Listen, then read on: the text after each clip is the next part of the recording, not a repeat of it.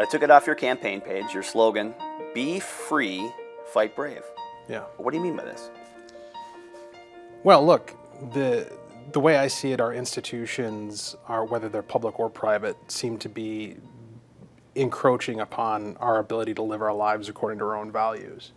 And the only way we're going to push back against that is by being willing to step outside our comfort zones, which takes a degree of courage.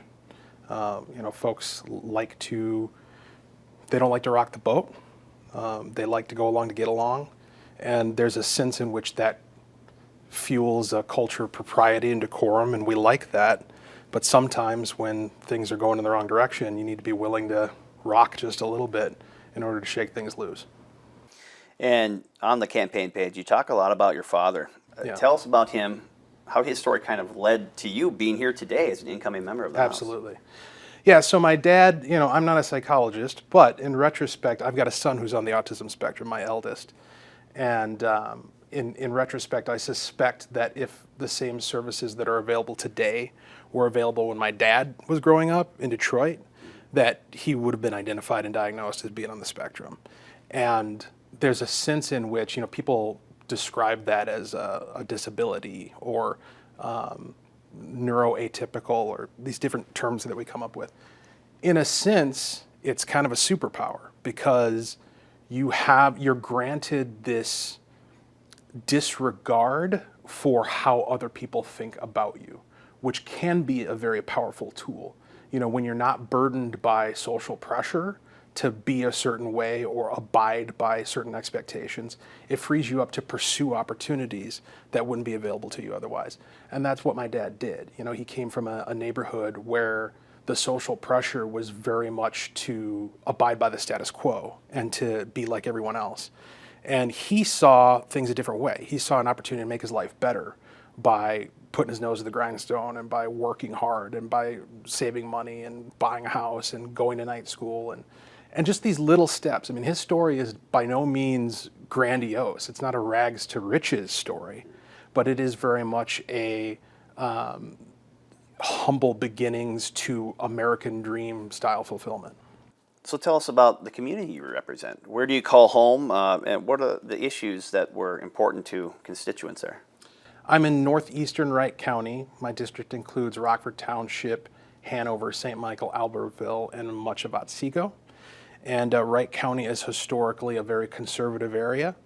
Folks out there are concerned about life. They're concerned about their Second Amendment rights. They're concerned about all the red meat stuff that you would expect GOP constituents and candidates to be for. In this current moment, I think the issues that stand out are things like public safety, restoring a sense of public order on our streets, and education is a big thing. It's something I'm personally passionate about. Being more individualized, providing people with the opportunity to select what type of educational product is best for their child, because parents know better than any outside person what their kid needs. And then also just basic liberties, maintaining a public discourse where ideas can be challenged and articulated freely without being restricted to the point of throttling our democratic processes.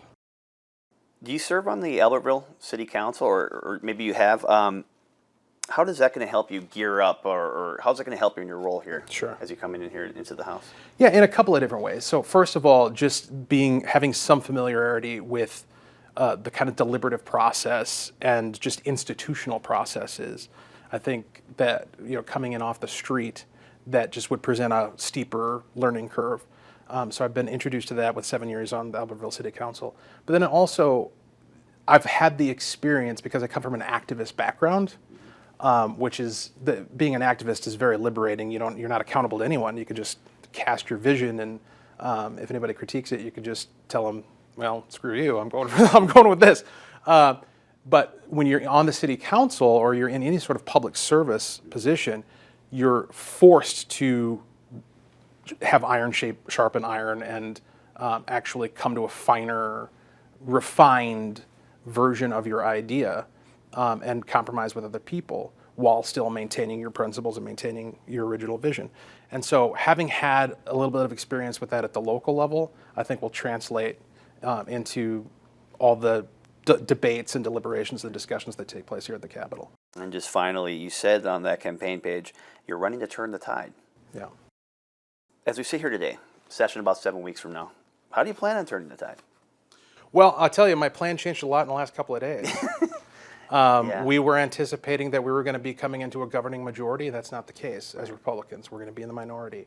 And there's total one-party control of the state for at least the next 2 years. And so the role is going to be, the easy thing to do would be to just sit on the sidelines and throw tomatoes and vegetables at whoever's speaking and object and bang my shoe on the desk and say this is all terrible and vote no on everything. And maybe that's how it'll go. But I would like to think that there will be opportunities in the minority to articulate an alternative vision that even if it doesn't prevail in actually manifesting in law, can hopefully make whatever does come out better than it started. And if not, at least provide Minnesotans with an alternative vision of what kind of choices they have for the future.